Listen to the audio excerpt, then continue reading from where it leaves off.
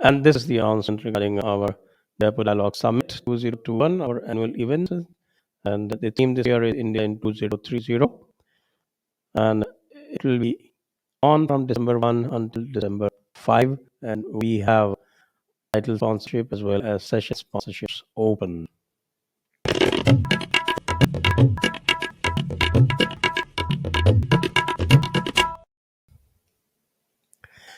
Namaste, namaste everyone, and namaste Vibhuti ji, Aarti ji, and welcome to this edition of Jaipur Dialogue. Namaste, There's Rishi. something, somebody said that, okay, I think it was probably 3 months, who said this, that if you're a Christian, criticize Christianity. If you're Hindu, you criticize Hindus or Sanatana Dharma, or if you're a Jew and you criticize uh, Jewish religion, you're called intellectual. But if you are a Muslim and you criticize Islam, then you are not just an Islamophobe, you're an apostate, you have a price put on your head. And if you're anybody else other than Muslim, then you're an Islamophobe. So, Aarti, let's go to you first.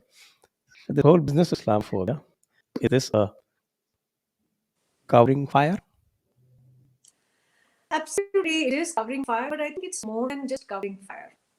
I think the way Islam has been practiced in the world, especially in the last, I would say, last 70 years, because I'm counting 70 years because I think Islam's practice and Islam's manifestation in the Indian subcontinent was essentially led to the creation of Pakistan, and it led to the partition. It led to the horrors of the partition, which included millions of people getting killed, which include millions of Indians getting displaced.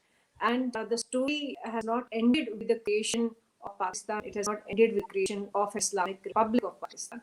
But leaving that aside, I won't focus on how Islam has been practiced and how it has been understood by our intellectuals in India. We will go to USA, but first let me try to just dissect how Islam has been treated in India. One, of course, with the creation of Pakistan, we thought that the problem that Islam raised, which was essentially that Hindus and Muslims cannot coexist, which essentially also meant that Muslims ought to have a separate Islamic state. We thought that with the partition, that story, that issue that Islam had raised has ended, but it did not. In fact, we saw that after the partition, we saw Islam raising several other issues, several other questions, which included how Indian Muslims, for example, were to be treated by the Indian constitution. We saw that there were special privileges. We also saw that there was a special, not just privileges, but how law almost did not get applied to Muslims in many cases. That is why Shahano happened in India, and that is why we saw that Muslim appeasement became the norm of the Indian state in the last 70 years. And in between, what we saw was that whenever, for example, I want to quote Salman Rushdie's example here, because Salman Rushdie, who called himself of Indian descent, and his book, The Satanic Verses, became a turning point not just in India, but the rest of the world. That Satanic verse, if you remember, was became one almost a fulcrum for mobilizing Muslims across the world, especially in India, where uh, criticism against Islam became a no-no terrain. It became a completely an unacceptable thing in India and the rest of the world. And since then, we have seen whatever criticism happened in India, outside India, it was not accepted among Indian Muslims. Because somewhere the state also felt that the Latin verses ought to be banned. The criticism against Islam could not be tolerated. There is a history, of course, I think that happened before partition, before the Indian state was formulated. I think Rangiya Rasool, which was a book in which again Islam was criticized, and it led to lots of debate, and it also led to then the dilution of freedom of speech later in the Indian Republic. So Islam has been treated very differently as against other religions, as against other scriptures. Quran, for example, as you yourself rightly pointed out, you cannot criticize Islam, you cannot criticize Quran, you cannot criticize Prophet, and the Indian state approved this whole idea that Islam is above any criticism. There was a complete exemption. which no other religion has been granted in India, or which no other community has been granted in India or the rest of the world. But what is sad here is that, okay, India is a third world country. We are still very backward, and we still don't understand many of these issues. But in the West, which took so much pride in its freedom of speech, which took so much pride in Renaissance, which took so much pride in fighting against the church, it somehow has surrendered, capitulated to the tyranny of Islam, or the tyranny of this fatwa that you cannot criticize Islam. That is why what we have been seeing in Europe or in the US in the last post Second World War, which sort of also coincides with the Indian partition, that the West has also, accepted Islam's supremacy. It has also accepted the fact that you cannot criticize Islam, and it has internalized. And now to the point that Ilhan Omar, who's a known Islamist, she's dared to bring in an Islamophobia bill, basically to cover how Islam has been practicing itself. Many people say that Islam is a peaceful religion, but then there is Taliban, which also claims to be an adherent and in fact a champion of Islam. Then there's ISIS, which also claims to be a champion of Islam. Then there is Pakistan's Sharia law, which is also a champion of Islam. And all these strands of Islam claim to be Islam. And all these strands of Islam are prohibiting the rest of the world from criticizing its horrendous actions and its horrendous ideas and its horrendous practices. For example, beheadings are Islamic according to ISIS. Stoning women to death is completely Islamic according to Taliban. Then women getting raped in Pakistan, and yet nobody coming forward to execute, to prosecute the rapists, because Sharia doesn't permit it unless you have four or so, I don't know how many witnesses. Yeah, So four all witnesses. four witnesses, yeah. So all these stand of Islam were Those done under four male witnesses. That means male if witnesses. if So there's a all these, female in that, then you increase it exactly. So by all factor two. these, yeah. So all these strands of Islam, which are being practiced by Islamic Republic of Pakistan, which are being practiced by Taliban, the ruling rulers of Afghanistan, the ISIS, the Al Qaeda, the Jaish e Mohammed, Lashkar-e-Taiba, Hizbul Mujahideen, all are champions of Islam. But Ilhan Omar, one who in fact almost defended Al Qaeda, she is a congresswoman in America, and it's amazing that the US has accepted that Ilhan Omar can defend Al Qaeda, which killed over 3,000 Americans on September 11. And she got away with it, and she's bringing in a bill to censor any criticism against Islam.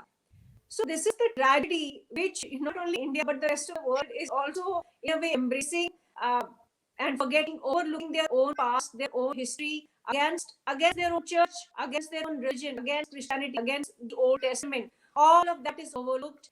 The progress that the Western civilization had made in terms of separating church and the state, when it comes to Islam, their knees feel weak. They just bow before Islam, and I think that is a debate happening in France. That's the debate even Emmanuel Macron was forced to, in a way, politically forced to take up and stir this debate in France. And I think the issue really is that what exactly is Islam really about? What is in Islam that prohibits or stops people from questioning Islam rationally, objectively, scientifically? What is it in Islam that makes people stop thinking and analyzing religion or religious tyranny, oppression rationally? There must be something in Islam that prevents people from questioning and prevents people from analyzing actions, for example, stoning of women to death.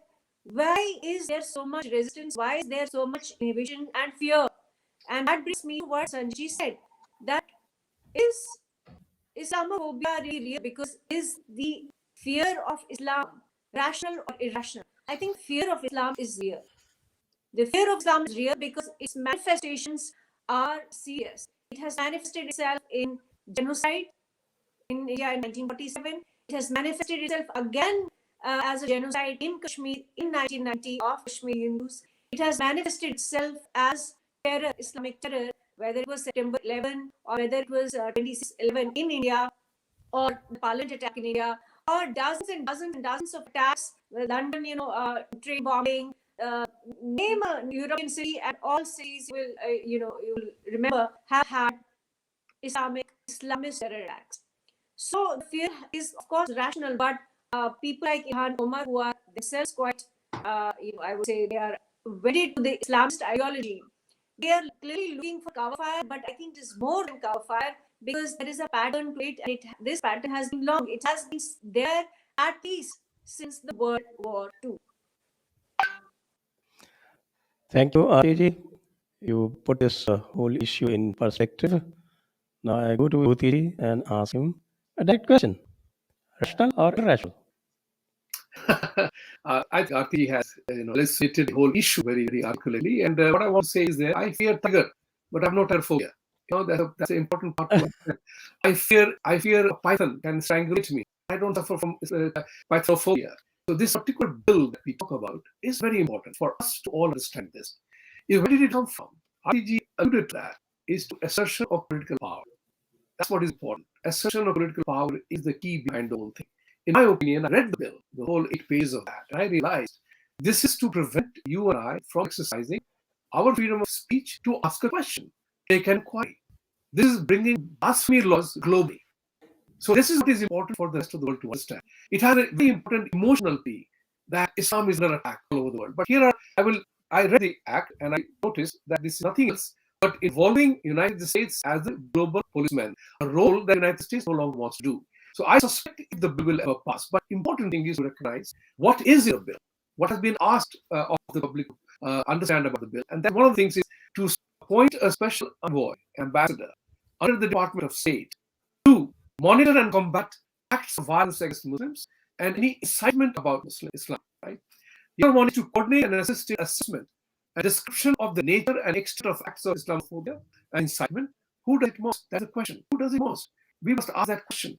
Another one is the inclusion of incidents in foreign countries. Forget about America. They want to control the whole world, consciousness and the discussion. Even in foreign countries, expand the jurisdiction of understanding who is harassing Muslims, right? Important part here. They talk about minority Muslims of Pakistan. They don't talk about minorities anywhere in the world. Islamic countries. This is only about minority Muslims being harassed. Now you realize why the CAA proposition was so attacked. The other part is they want to record acts of physical violence against vandalism, against Muslim properties. Then they want to say education of people about Islam. See how the education of you and I, or Christian world, or Jewish world, will be through Sharia. That's the way they are. So they want to impose their education on us, not accepting the free world that they all travel to. This is another bizarre scenario. Everywhere the Islamic problem happens in any part of the world, they all migrate to free countries. And after settling in the free countries, then they begin to demand Sharia law and they begin to demand halal. So imposing Sharia through the back door, or Islamic practices through the back door. And I totally agree with Aarti in this matter that the West has to recognize this. You cannot, when your enemy, and they have played the game very well, they recognize, they have understood the democratic process very well. But I was told soon after 9/11 that we will hit you hardest on things that you are proud of. Your democratic process, your rule of law, your freedom of speech, your freedom of religion. I will ask for all of it, but I will give you none of it. Because there will be no reciprocity in my countries, in my belief, to accommodate you. So here's what I want to ask Ilhan Omar. So if you feel there is phobia, then I want to demand from you. I want to demand reciprocity. Would you consider dropping the word, the kafir and kufr and non-believers, that will slit their throat? And these are some such strange and bizarre inconsistencies that they demand what they don't want to give you.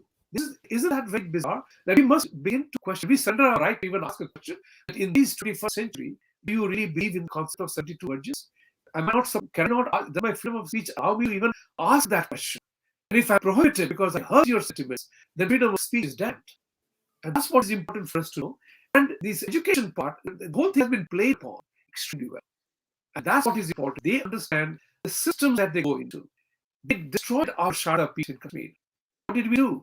We did not align our own concepts to see what evil was at the door.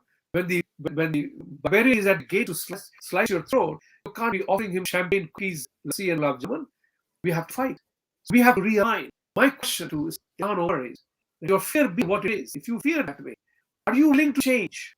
Are you willing to embrace our philosophy of mutual coexistence with respect and acceptance and tolerance, if tolerance is the word to be used? But I use the word respect and acceptance. Do you accept me as I am in this God-given world? Then only religion has a role to play. But religion as is practiced today, is the cause of major disturbances around the world. Most major problems are on account of religious perfidy. that goes on unabated. And that's why it's important for people like us who believe in democracy, who believe that my way is my way. My way is not, it's not my way or highway. It's my way is my way. Where is it that Quran says, or anything says that you have to spread all over the world on Friday to capture streets to for worship? These are inconsistencies in the practice and precept, and we have to contest that. We cannot surrender our right, fundamental right, just because you don't like it. That's what is important for us, and we have to rise above that. We have to rise, we have to ask questions. We cannot give up our right to ask and make an inquiry. That's what I oppose the bill. And I think in the US, the way I know this country, anything can happen, bills pass, bizarre bills pass, but this bill will not go further because it is a play. It is a play. Whether the play is played upon or played, we will see how it shapes up. Right. And of course, Did you add one? I just wanted to tell you the fundamental from where all this comes, that you say that mm, why they play this victimhood, where this victimhood comes from. It comes straight from the book. And if I tell you one of the verses in the book, it says, if I tell you in the proper Arabic, uh, that I think sounds much better. It says that kafirun humu al-zalimun. The one who is kafir is the oppressor. That's by default. So in any case, when you say that people are targeting Islam, it actually comes from the definition from the book. Because you do not believe, so that itself is such an act of oppression that the poor Muslims are suffering because of that. And you also say that, okay, that where does it say that it was spread around? That again comes from one of the traditions, that is the Sunnat or the Hadith. And Al-Bukhari 167. It says that all land belongs to Allah. And you don't have any right on the land that you're sitting on. All land belongs to Allah. Allah, of course, doesn't like his believers, 98.6. And all non-believers like cattle. That's again, I think, 25.44. And all this taken together build up a beautiful narrative. It says that anybody who disbelieves an oppressor, and all of us together are oppressing these poor people, so they need protection. It's as simple as that. Sanjay, the book may say whatever whatever you quoted, but the issue, in fact, is that are modern Muslims really supposed to follow every single tenet or every single whatever whatever is written in the book? Vibhuti ji mentioned something, and I think I wanted to express my slight disagreement with that. He said, "Wherein does it say in Quran that you have to sit on road for prayers on Friday or something akin to that?" But my question is that why should modern Muslims, especially living in democracies, Western democracies, Indian democracies, where we have where we are founding fathers of the republic, for example, India, they draft a constitution. We ratified it as citizens of this country, and we all are supposed to abide by the constitution. So where does Quran even come into the picture in India or USA or any of the Western democratic countries? This emphasis, this focus on the book, whether by Muslims themselves or by non-Muslims, I think it's doesn't really make sense in democracies. It may make sense in Afghanistan or it may make sense in Pakistan, but why are we giving so much importance to the book? Why aren't Muslims in democracies able to make this distinction that the supreme book or the supreme document by which we are leading our lives in the modern times is a constitution? Why are they talking about constitution? Why are they going by the book? And I think I know part of the answer is probably because Muslims think, even in democracies, that they are first Muslims and then citizens of any republic. I think this thinking has to be changed. This has to be changed because we as democracy cannot really grant this kind of special privilege to one particular religious community. I think it is counterproductive for any democracy to give such privileges, especially when the religious book or holy books have been written, hundreds of years ago. Perhaps were meant for a specific time and context. Perhaps were meant for uh, the Arabian culture. We don't know what it was. Maybe we do, but we don't know what the context was. So my issue really is that why are democracies giving such a huge long rope to Muslims? when such a long rope is not provided to any other religious community. That's where I really have a problem. I don't really care what the holy book or books say, because we are not leading our lives according to whether it's Manusmriti or whether it's any other religious book. Our daily decisions, our governance, our statecraft, our policies are not dependent on what religious books are saying. So why such exemption? Why such waiver to Muslims? That's what I think is the most important question, and especially in democracy. But the other point I really want to make was that, which you said, Mr. Jha, and I think that is a very important part, that power through backdoor. And I think this whole idea emerged after the Ottoman Empire collapsed. Somehow, Muslims across the world have been made to believe that they are the chosen ones, and they are supposed to be in power not only in their respective regions or countries, but they are supposed to occupy the rest of the world, and they are supposed to rule the world. This notion, this supremacist, bigoted notion, is the reason why I feel USA Islamophobia bill has been brought up by Ilhan Omar, known Islamist herself. Because somehow they feel that they are the chosen ones, they have to be, they ought to be in power. Jinnah felt that, Iqbal felt that is why Pakistan was created. That's why they could not accept a secular dispensation or a pluralistic dispensation under Nehru or under Patel. And this is happening across the world. It's happening in all democracies, that Muslims ought to be in power and they ought to decide for themselves. They ought to have their own laws, whether it's Islamophobia law, whether it's Sharia law, which did happen even in Britain, where Sharia courts came through backdoor. And it's happening in many other democracies as well, because after the collapse of the Ottoman Empire, when I think Arab civilization, I don't know whether the word civilization actually, but Arabs and many other Muslim communities across the world, they felt that this is the only way to grab power, because in democracies there are loopholes, and they have been using those loopholes. It's almost like an arbitrary system. They've been using those loopholes to acquire power without fighting conventional wars, without going to war with big nations, with big nuclear powers, with with superpowers, whether it's America, whether it's Europe, whether it's India. So it's almost like a bloodless coup.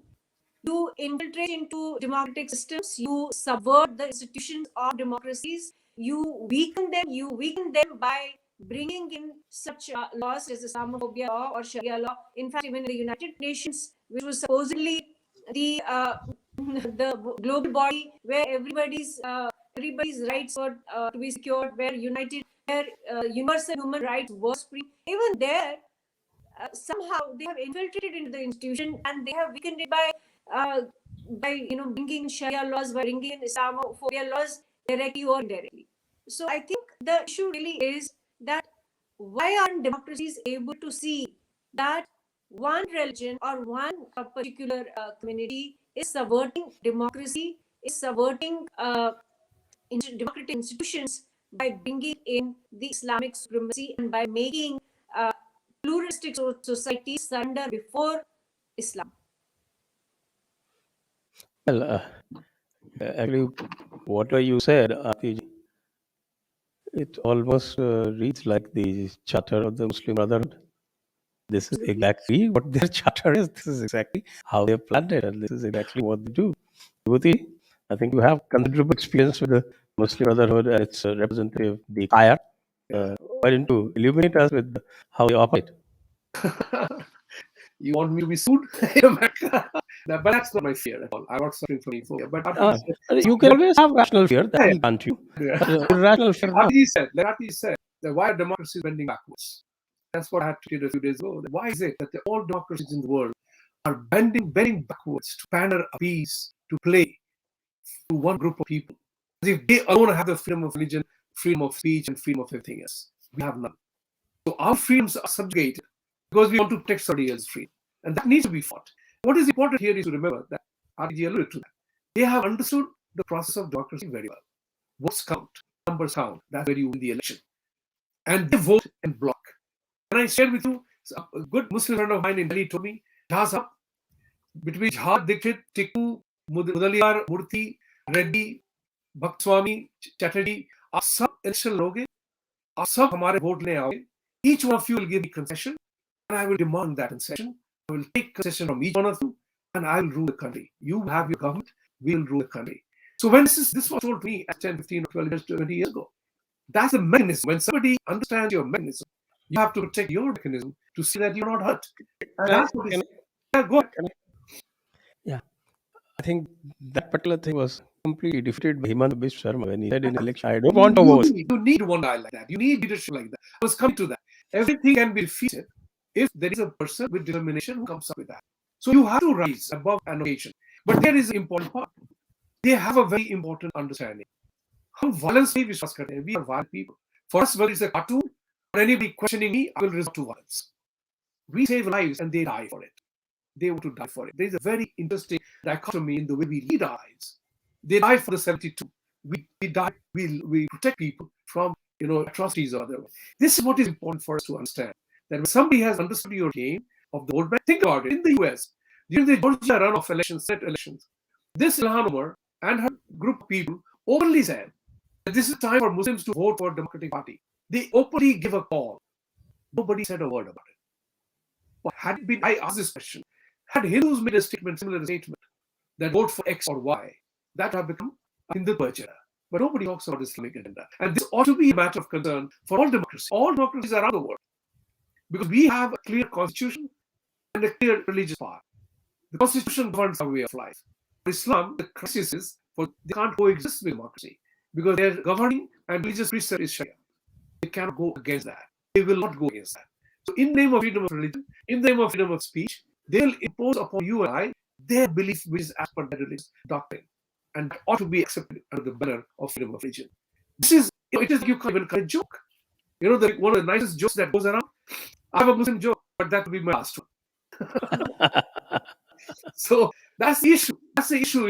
The other one which I read somewhere was very funny, that why chess is banned in Islamic countries. And guess? Because the queen moves freely. He's the king who sits in one group. And that's what the Raja is out there to protect him. So in that situation, we need a mental shift. And that mental shift will happen this 21st century. That mental shift can happen if we apply science and technology as a standard of our new living. This instrument has no Islam or Christianity written on it. But tell me, there is halal way of manufacturing it. Exactly. So you have a halal way of doing it. Even dal, tawal, even rice and lentils are sold as halal. Where did it happen? Yes. And it has to be laced with spittle as well. Exactly. Yeah. I mean, they justify spitting in the food being cooked. I'm thinking, yes, it's sunnah. So how did it happen? I mean, why any Indian must eat in a Muslim restaurant that somebody has spittle food? Come on. I mean, if you do not raise objection to these matters, what kind of freedom of life we are living? This is what is important for us to remember. That if you come to my country, embrace my life, my society, American way of life, or Indian way of life, or Hindu way of life, or whatever it is. You can't come to my home and expect to be served food the way you exactly like it. Come and have the food the way I serve it. Whether it's hatka or halal, it's up to me. And halal is brilliant. Again, this is you have to admire and acknowledge the brilliance of the Islamic thought process. That they're imposing halal food all over, which you can make or certify only if you're Muslim. So either you convert to serve halal food, or you just leave the economy totally. So the entire industries are being captured. So you have to understand the political Islam from that perspective. It's all about conquering the world. And that's what Islamophobia bill is all about, is to prevent even you and I or anyone asking that question. And I'm saying, where is the freedom of debate here? The whole life is about democracy, all about debate, disagreements, dialogue. It's not about my or highway. So we have to contest that. Whether we like it or not, we have to contest that. Not because we hate anybody. And I'm proudly saying this because all three of us are Hindus here.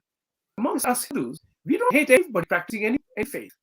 Because many of the offshoots that have happened from Hinduism is all welcome. Whether Sikhism, Jainism, Buddhism, as they emerge, Arya Kumari, Brahma Samaj, whatever they are, there is no restriction on what you pray, who you pray, how many times you pray, or you pray at all or not. That's the freedom of religion, freedom of speech, freedom of practice, of what you want to. That doesn't exist there. And we have to begin to ask that question. I don't hate Christians, I don't hate Christians. I have a problem only one thing. Don't tell me my way is wrong. You practice what you do in your own home. But if you come to my home, don't teach me my living style. Don't tell me about my living style.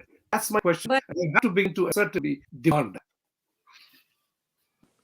But Vibhuti, the issue really is that Muslim communities across democracies in the world, they've been encouraged to think this way by the West. Let's be honest about it. That is a vote bank policy. I totally agree with you. Yeah. and that they have been encouraged to think this way even in India. They've been, that's why I said, post World War II, which also coincided with the collapse of the Ottoman Empire and the partition of India. If you really look at the geopolitics of the world, look at the historical map of the world, all these movements led to something drastic in the world, and that was that Islam lost power. And since then, we are seeing that democracies are enabling them. Whether it was, first Muslim League was able to cut India into three pieces, and then Indian political parties for the respective vote banks enabled similar politics, Muslim League politics in India. So that process has not ended. Similar processes have happened in the US. Ilhan Umar, a known Islamist, is a congresswoman, and she had the audacity to question me in the US congressional hearing. I, a victim of Islamic terror, she had the audacity to question me. So what happened? I mean, the American democracy empowered, enabled an Islamist to question a victim of Islamic terror in the US Congress. That is the kind of capitulation, that's the kind of pandering West has done to Islamists. And there's a clear reason why that has happened, why they have been allowed to grow, why they have been pampered, why they have been pandered to. But the issue is that why haven't we as Indians, why haven't we been able to say it upfront? The West has enabled and facilitated, and now I may sound like a conspiracy theorist, but the fact is that many of these organizations, for example, CARE, which this Islamophobia bill has quoted. In fact, the bill has been brought based on a survey conducted by CARE. CARE is an Islamist terror organization, and it's not I who's saying it. UAE had banned CARE and designated it as a terror organization. CARE plus ICNA, Islamic Council of American Relations, many other organizations are being funded by the American deep state, and I've written about it. There are reports. There are a lot of. I did a lot of investigation after I returned from the U.S. congressional hearing. A lot of these organizations are hand in glove with Hamas. They are hand in glove with Lashkar-e-Taiba, Jaish-e-Mohammed, Hizbul Mujahideen, based in Pakistan. Pakistan, which itself is a terror state, has been one of the oldest ally of America. And America has been one of the strongest ally of Pakistan till September 11 happened. So, when is the world going to pin responsibility on the West? West has brought upon itself this disaster, this Islamic terror, this Islamism in every institution. It has brought it upon not only itself, but brought it upon to the rest of the world as well. Who is going to say this? Where are the intellectuals who are going to question America, who are going to question Europe for the kind of, in fact, in a way, they have eroded democracies, they have eroded democratic institutions by empowering, by enabling Islamism, by enabling Islamic terror, and by capitulating to Sharia. So I think the issue really here is that of course West did, and then India has been doing it too. For the longest time we saw it when Rajiv Gandhi capitulated to Orthodox Muslims in Shabano case. Even before that, there were many occasions when the Indian state capitulated to them. But after that, there has been no end. Whether it was Kashmir, the narrative on Kashmir, whether it was give subsidies for Hajj, where it was appeasing I to think Muslims on to keep every it single issue. short now, Aarti, we need to go to the Yeah. questions now. So please wind up quickly. So basically, I'm saying that democracies have brought it upon themselves. They need a course correction, and if America is not going to do this, Europe is not going to do this, that does not necessarily mean that India will not do it, or India will doesn't need to do it. India must do it. India needs a course correction on this. And on that note, before we go to the question, I will add, when we ask the West, we are 1.3 billion people. We are the largest democracy in the world. We have a tradition of democracy. As Prime Minister said, we are mother of democracy. Our Sanatan principles are enshrined in democratic values, what is today known as democratic values. So here is my question, Aarti, Sanjay, and myself, all included. Shall we collectively demand that India must take a unilateral action on things that Pakistan does towards India, to India, violently, unashamedly? Can we declare India, Pakistan, break all diplomatic relations with them? I say yes. We're diverting. That's the story. Okay. That's really a very last talk by itself. Talking If about we go into that. democratic countries need to take their own action. In fact, if you watch my episode with General Tasna yesterday, these are precisely the points that I asked him. And these are also the points that I have been discussing with people like Dr. Ajay Chungu and Sushil Pandit. So I think we'll let it be for some other That's time. that's right. Maybe that's a very, very stimulating topic which we can include in our discussions in the Jaipur Dialogue Summit 2021. That could be a very good topic, that. And because we are constrained of time, so we now go to the questions. And we request everybody to please like this video, share it around, and do remember the Jaipur Dialogue Summit 2021 coming up December 1 to 5. Theme is India in 2030. And of course, the sponsorships are open, both the title sponsorship as well the individual session sponsorships, and there would be about 20 sessions over 5 days. Okay, let's go to the questions. Press the bell icon on YouTube and don't miss another update.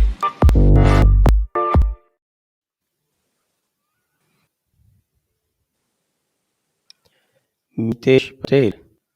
Why book matters? Because they believe in it. You're holding the Constitution supreme, won't solve the problem. Don't put your head in the sand. Well, strong words. Aarti ji? Well, yeah. Well, I would still say that the Constitution is supreme. If people don't want to abide by Constitution, they are free to exit. They can take citizenship in Islamic Republic of Pakistan.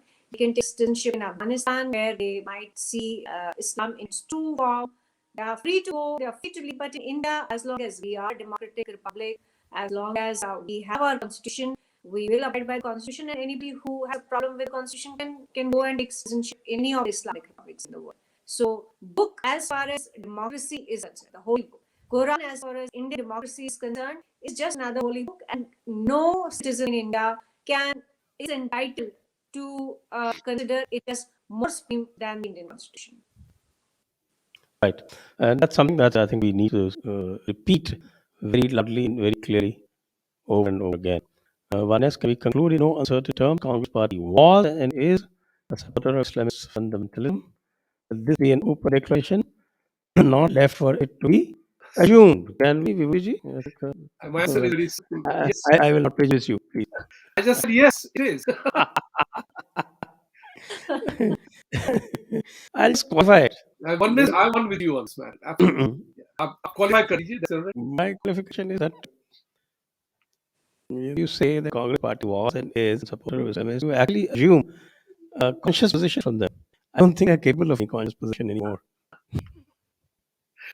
So that's how I'll qualify it. Maybe Islam is based on same human hypocrisy that our political systems are. You can't expect one such broken system to address the other. Oh, that's an interesting point. Very, very important point. Human hypocrisy. No, I have a different opinion. I don't think Islam and our political system, I think there's a difference.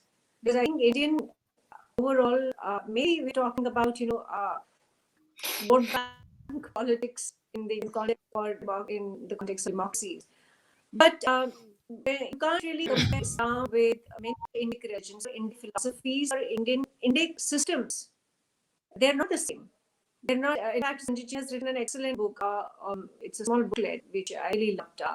Are all religions equal? You read?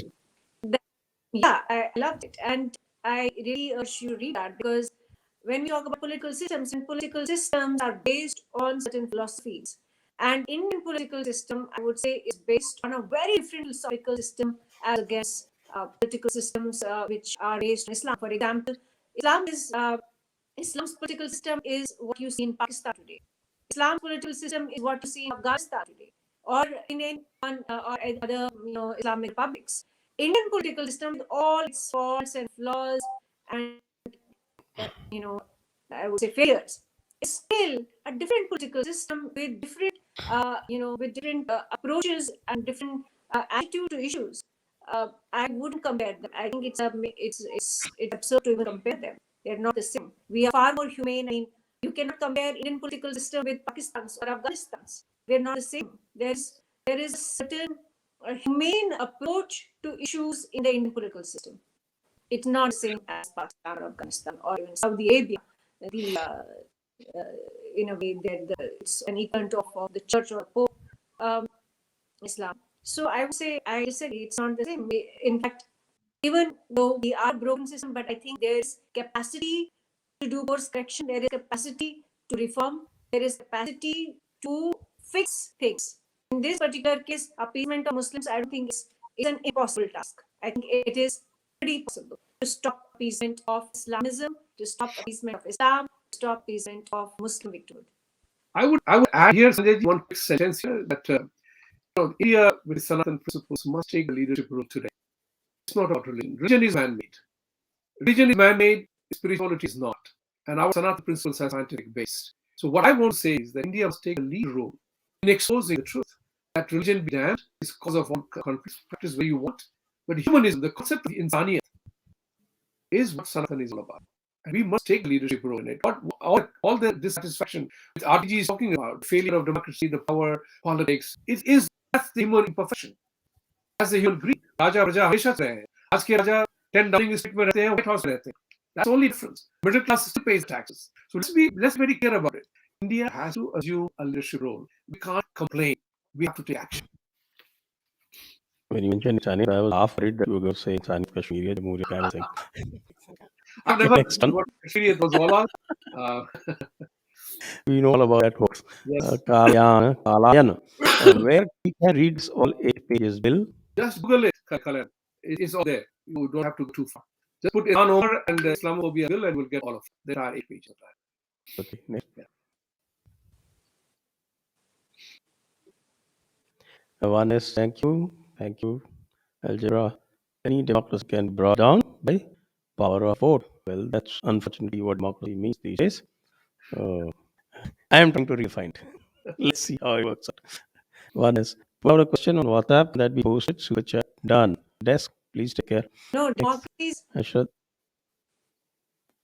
Sorry. Democracies cannot be brought down. Democracies cannot be brought down by power of vote. Political parties, of course, can be brought down by power of vote. So do not confuse the two. They're not the same. Political parties can come. I think he had a different take. Democracies are built. What he wanted to say was in the context of what was said earlier. They can organize their voting block and then defeat the purpose of democracy. Shah Kapoor, I wish I could deport all the Sharia wanting people to where Sharia serving land. Why don't they go? Why run from Afghanistan? It's taught to hear them at 5 a.m. and 5 times shouting, Speak a jihad. Speak a jihad. Well, I think Aarti already said that. So we have to just agree with you. That's all. She has said probably rise of Islam is equal to end of Kali Yuga. That we need to bring someone else for the prediction. Maybe I ask Nilesh Hook. Maybe we can get Dave Frawley. He's a very good astrologer as well.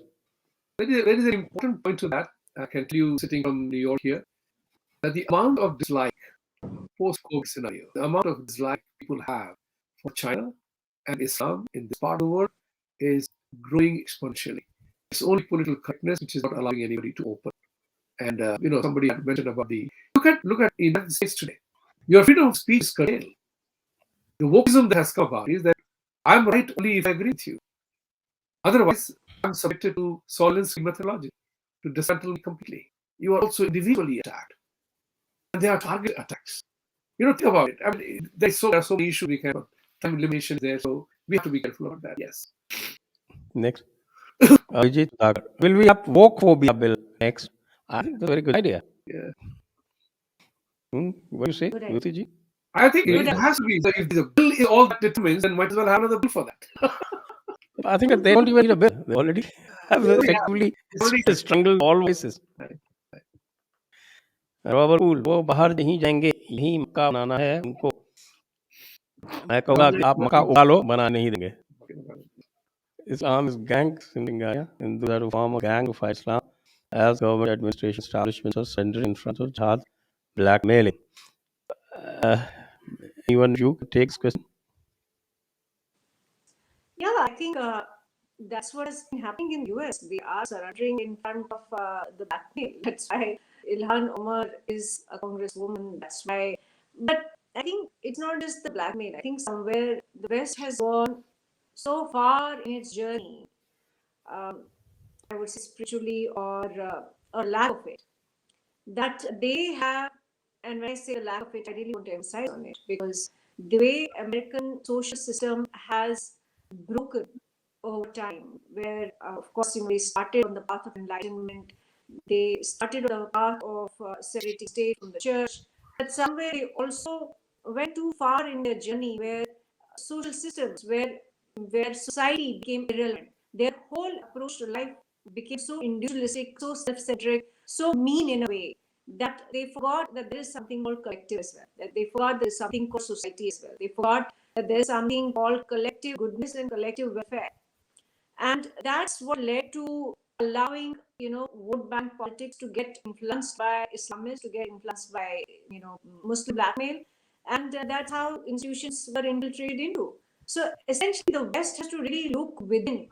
The answer is really within. The West has to really look at how they become in a way, insulated, and have also become so somewhere insensitive, because although they claim to be very sensitive, the whole woke phenomena is based on being oversensitive to things. But if you really look at the social structure, it's a broken system where everyone is alone, where individualism precedes and predominates everything. And that's where Muslim Brotherhood and organizations like CARE and ICNA, they have found loopholes which they are exploiting, and they'll continue to exploit, because they know that this is the weakness in the West. In India, it's a different thing altogether. The social system remains intact, social structure remains intact. But I would say, whether it was the Congress or left India, they somehow copied, imitated the West without really understanding that ours is a different social system, ours is a different philosophy. But they applied and deployed similar template as the West. The result of which is that Muslims were able to exploit those fault lines within. And but I think there is now a certain awareness. There is now a whole section in India which is vocal about these issues, which is raising awareness, and which is putting its foot down and saying that we will not accept it. So I think that we are different. Next. Keep the answer short, otherwise he's saying other one. Okay. Because we have many questions. Algebra, Islam shares many similarity with leftism in aim and propaganda. Most Western democracies are colorblind to leftism, so we can't see Islam either. There is definitely a confluence between leftists and Islam. There's a definite confluence. We have talked a lot about this, the Padma theory that we have, which they gave to us. I think they come together on one element. It's a very important element of wokeism, is that while you bring about social equity, it is not enough to have only political equity, but you have to have economic equity as well. And that is what is driving the wokeism movement in America, that we achieved political equality, but we have not achieved economic equality. And that's where the whole problem is going on, in terms of how we establish leftist ideology comes in from making inroads from that side. It's a good question. Okay, next one. Hindu groups, Hindu group in USA, are not interested in organizing big events to inform Americans the values of Sanatana Dharma, while we preach Sanatana Dharma among ourselves, spend money only on temples. Yes, the American answer. Yeah, I mean, I totally agree with him on that point, that we are organizationally, Hindus are way, way, way behind. Way behind. Can you imagine? Your numbers are almost the same as the Muslim. Right. We are not organized, though. So, for example, you'd be surprised to know that there is a thing called Othering and Belonging Institute here that gave the data that 67% of the Muslims have experienced personal attacks on them, personal Islamophobia. Do we have any such data created by an Indian organization? We have an organization. So let me give you an example. Just a month ago, Muslims of New York Democratic Club and I, somebody made a club, first ever. You know what are they discussing in it? That is the extent of political awareness and activism there. They are talking about redistricting and gerrymandering, how to protect areas where they can be more vocal in vote gathering. Do we have anything like that in Hinduism? None. They are far more advanced in Canada, where they manage it so well, and they get so many people elected with a very small population. Their population is probably as big or maybe slightly bigger than the Hindus. The other part is so very important. These people, most of the Indians, do not come forward to face the brunt. हम सब पीछे से काम करेंगे. In Durga Puja celebration, there was a very important member of the Indian community who was very proud to say, I will work from behind, but I will not come forward. I challenged him that if people like you who are now retired, you have enough money of your own, if you are afraid of coming in front, don't have those who want to come in front, because they then become victims. It becomes easy for us to become victimized by a collective group of people who are focused on you. Okay, next one. Ikala Singh, from all the context of Islamophobia, what do you feel would have happened had we said, I live in India, where we read Namaz by the day and gang rape women by the night? I think you should have told me earlier, before I did my 5 p.m. podcast. I would have used it. you miss that bus. But yes, Veer Das would have been, I think, a number of fatwas would have been issued, and maybe some people would have tried to act upon those fatwas. That's the simplest. Next. Yeah. No, by now, Vidas would have been jailed. He would have been in jail. Because he was in the US, so maybe he would have survived a few days. Yes, he Sim did. Singana, this is a definition of moin that is given in Sanskrit. Matvat padarishu parve loshvat. आप समझ रहे हैं या मैं Please for translate. the audience I will have to translate. आत्मत सर्वभूतेषु ये पश्यति स Hindu Pandita. You say that someone who looks at other woman as a mother, matruvat, and somebody else's money as worthless or as iron, losh is iron. Atmata sarvbhuteshu, and look at all beings as himself. Ye pashyati sa Hindu pandita. He asked me this question in the earlier podcast also, but he did not put Hindu there. He put only pandita. I remember Singh ji. Then he says, Malvat Pradarishu, looking at other women as Mal, Maya Ganimat.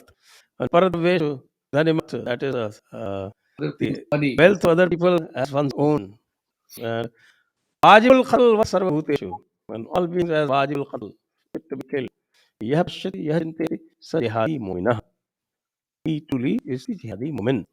Wonderful. I think I will recommend this definition to be uh, uh, taken to the Grand Mufti of Mecca. I would request the console to send me this Sanskrit word if you can email me that. Thank you. It shall be done. One next Vibhuti, Muslims in North America are more united than Hindus. Do they I think he means Hindus, want to commit social suicide?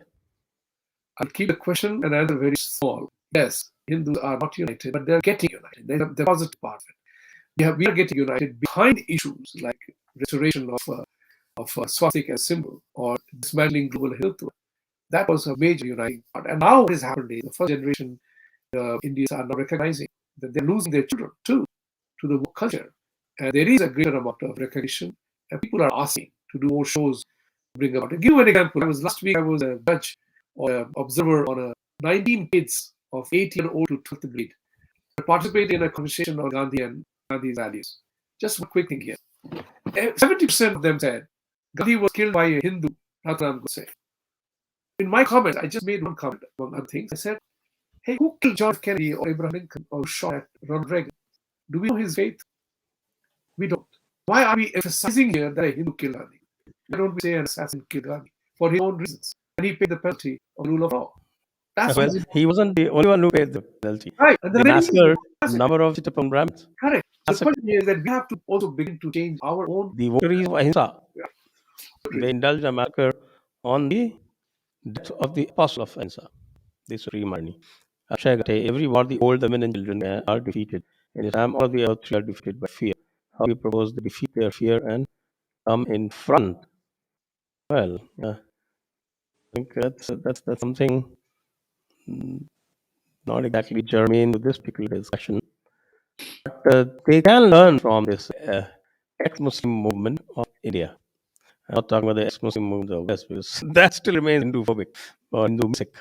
But the ex-Muslim movement within India is very promising, and they can give you great reasons as to how to conquer this fear. And since I've been interacting with them quite a lot, I think they describe it with one word: truth.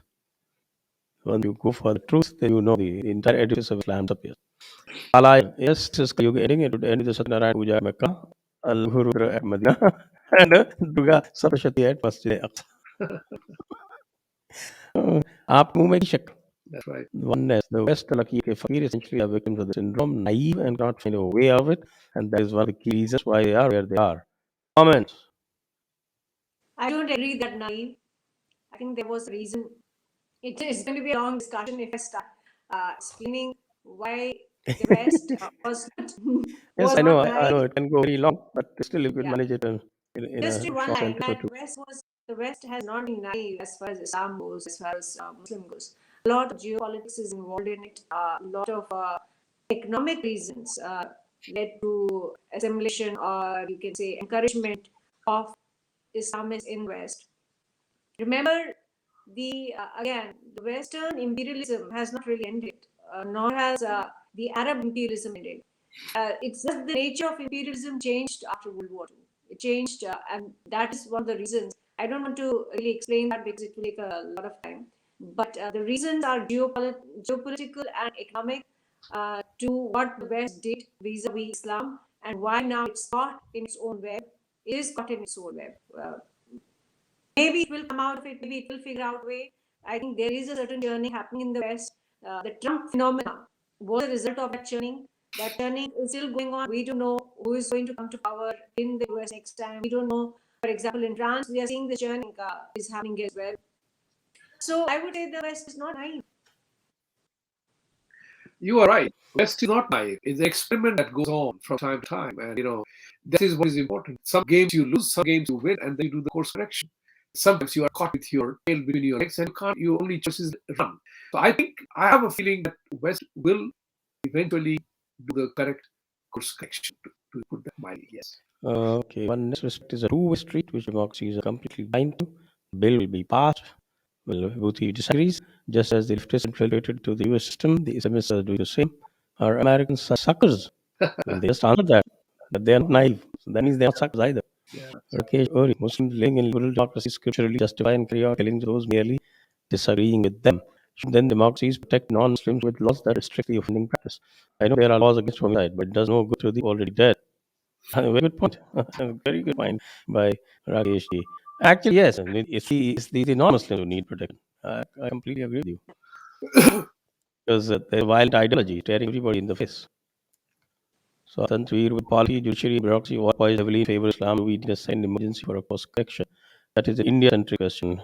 Looks like. Aarti ji, would you like to tackle that? I don't think we need emergency for a course correction. I mean, this particular government has all the numbers. It has a mandate that it has received from Indian citizens and voters.